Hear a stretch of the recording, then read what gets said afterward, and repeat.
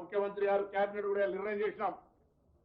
August 5, 6, 7 3 రోజులు గౌరవ ముఖ్యమంత్రి గారు అపాయింట్మెంట్ అడుగుతా ఉన్నారు. గౌరవ పార్లమెంటు ప్రతిపక్ష నాయకులు అపాయింట్మెంట్ అడుగుతారు.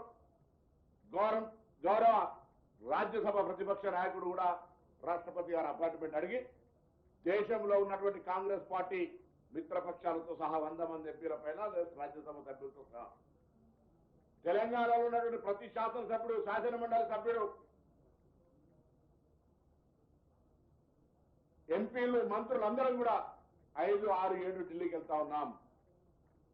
తెలంగాణలో ఉన్నటువంటి బీసీ మేధావులు, బీసీల నాయకులు, కుల సంఘాల నాయకులు ఆనాడు ఏ జాయింట్ యాక్షన్ కమిటీ వేసుకొని తెలంగాణ ఉద్యమం కొరకు పోరాడినో ఇవాళ ఇది ఒక కీలకమైనటువంటి దశ.